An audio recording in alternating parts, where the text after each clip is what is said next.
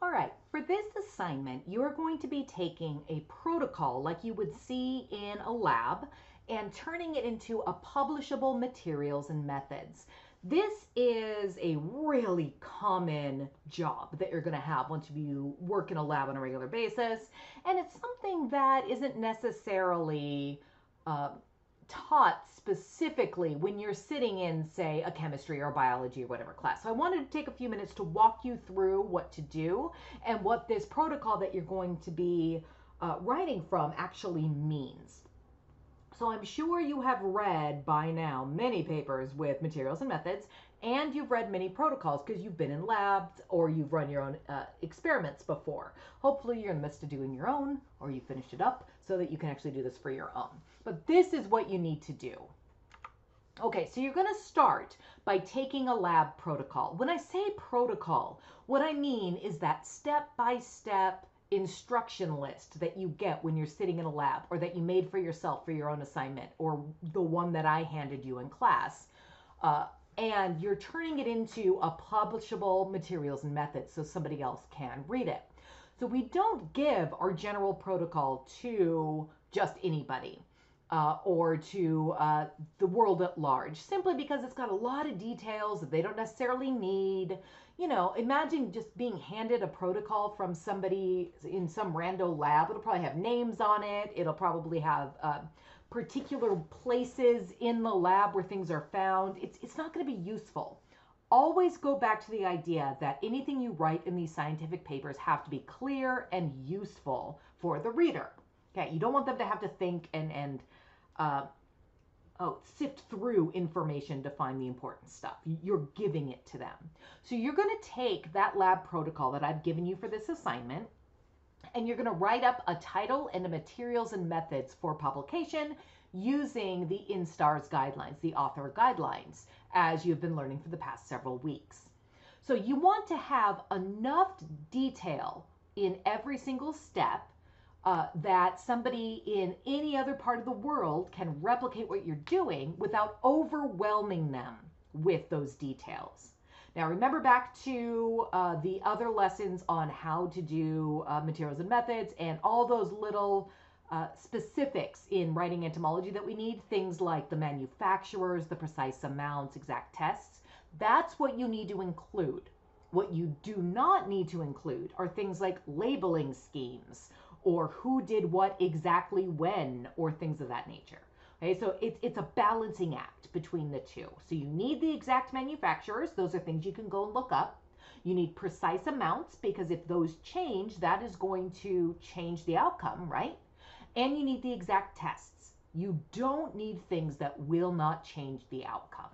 So over and over again, ask yourself, if I don't tell somebody this, will it change their results? If the answer is yes, add it. If the answer is no, get rid of it. So we're trying to simplify. Now, a quick tip is you want to use examples. So you want to say something like, here's a test and we did this, X, Y, and Z, and they give an example of what that looks like. Okay, so I've given you this lab protocol.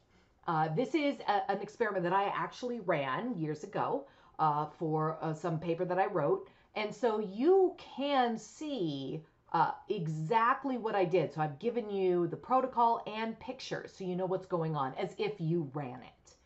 I want you to go through this. Now, this is actually a pretty complex protocol. There's a lot of steps and a lot of things. I chose this particular protocol because of that. I want to see how you simplify and organize this information. Because again, that is probably the hardest thing I have found with writing materials and methods is the organization, especially in complex things. Because you want to make it so simple and you want to make it easy to follow, it'll take some thought and some time to figure out what that looks like in a written thing. So I'm going to go through really quickly what I did in this experiment so you actually understand the protocol instead of just reading a step-by-step thing and not quite understanding what it looks like. So in this particular project, my goal was to figure out how to surface sterilize fly eggs for use in maggot debridement therapy. So for those who don't know, maggot debridement therapy is when you use medical maggots to clear out dead tissue on a living person or a living animal. The big thing we need to do in order to do this correctly, though, is make sure that the maggots we put on that open wound aren't covered in bacteria or other things to cause infection. So we have to surface sterilize the eggs because there's a whole bunch of bacteria that are just naturally on the eggs. Okay, so in this protocol, you'll see these things happening step by step. So the first thing that I did was I created a fly colony. I was using wild caught flies. So wild caught means I just went outside and caught them. In the protocol, you will see where I got them from. You'll notice that I am being very specific about it, because what you want to do with a protocol is you want to be able to hand it to literally anybody in the lab and say, replicate this, or these are the steps that I need you to do. So I did a bunch of pilot studies. Remember what I said about pilot studies? It was just trial and error until something worked. And I found that finding roadkill on the side of 2818 worked. Now, again, think about this. Do I need to put the word 2818 in my materials and methods? Will someone from Russia care about 2818? No. What they will care about is that I got these wild-caught flies on the roadside in College Station. That's the level of detail I'm looking at here. Okay, so I created a fly colony. And so in that step-by-step, I got the wild-caught flies. I put them in the colony. I fed them sugar and water and milk powder ad libitum. Remember ad libitum? Yeah, I just let them feed themselves.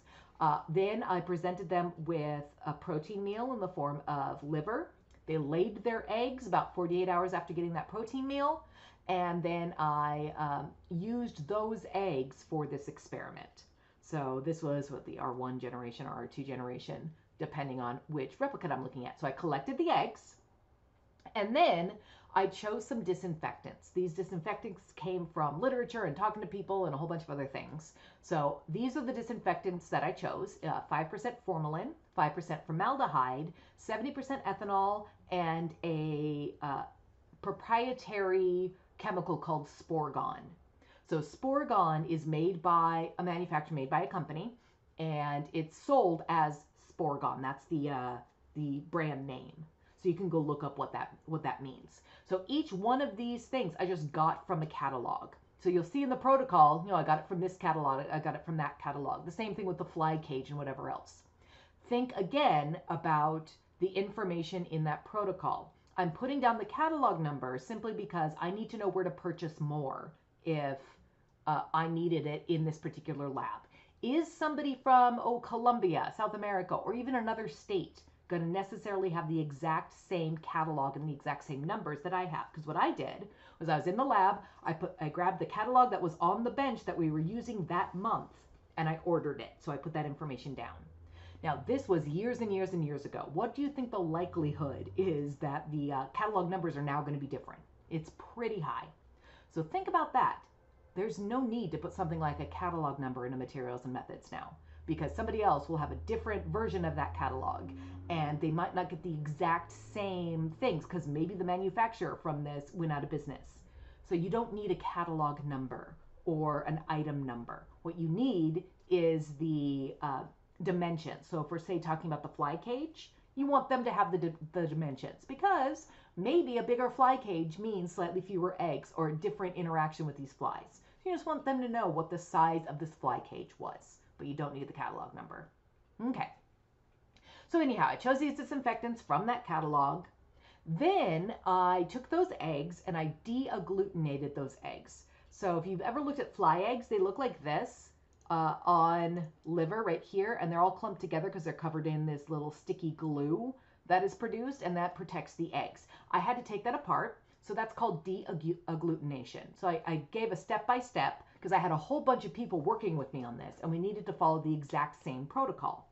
So I step-by-step deagglutinated the eggs, and then I put them in these filter holders. So these are little filters. They look like this.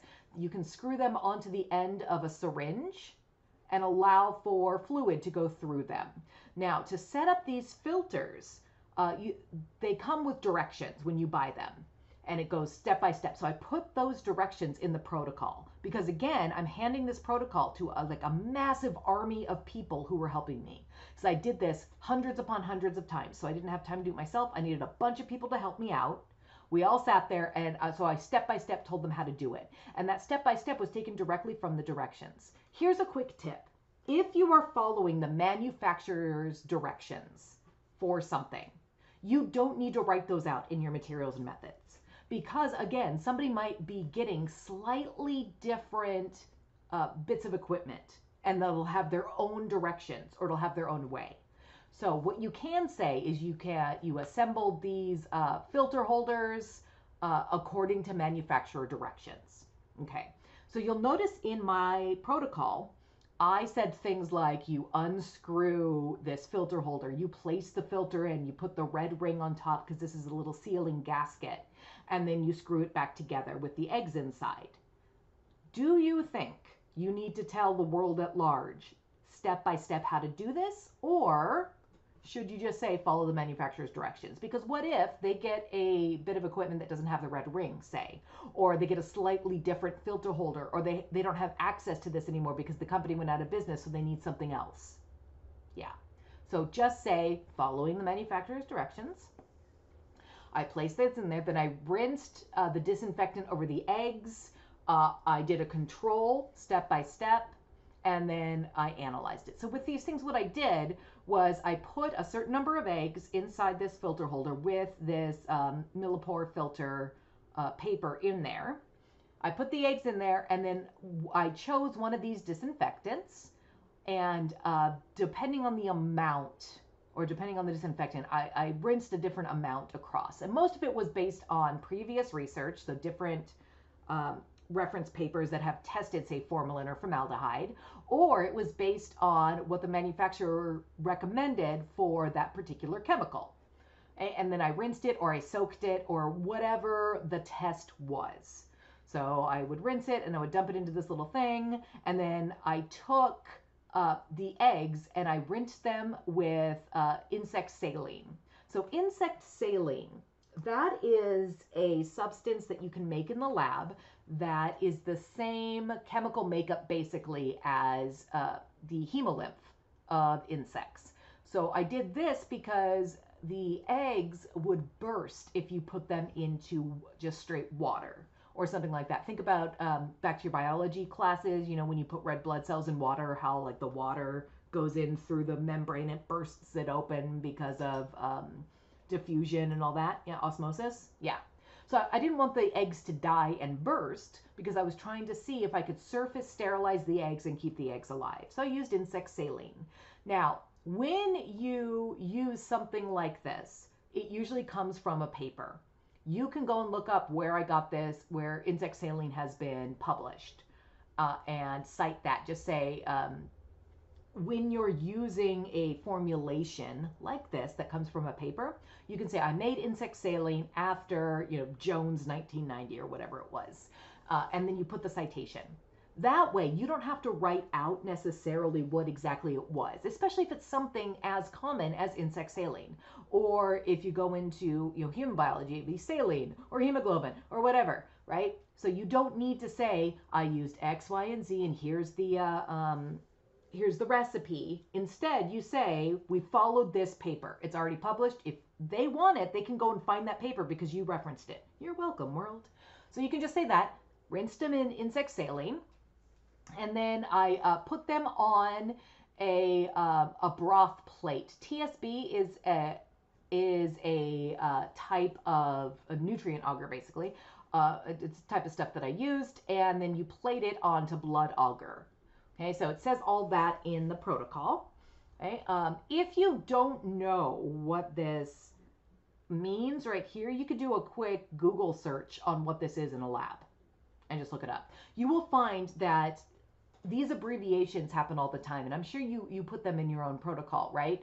You don't need to spell out something every single time, especially if it's something like nutrient agar, which we spell out as NA, TSB, that sort of thing. Now, I have given you some of these bits of info in the common mistakes list. So if there's something that I don't define, go check there. That might be the place to look it up. Okay, so I rinsed it. I plated this stuff on these blood agar plates, and then I waited to see how many colonies grew, and then I used linear regression to analyze these data. So that's basically what I did. Collected eggs, rinsed them with a particular test. I also did a control. Always remember you need a control.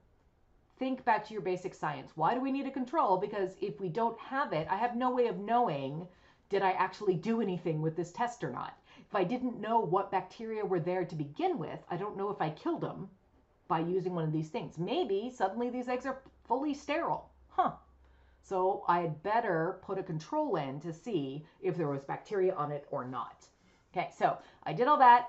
I rinsed it, plated it, and used linear regression. So that's how this experiment worked. This should give you enough information now that you can write up the materials and methods. All right, so that's basically it. Let me know if you have any questions. Also, another quick reminder, if there's something you don't understand, go check the common mistakes. I've probably written it out there. All right, let me know if you have any questions.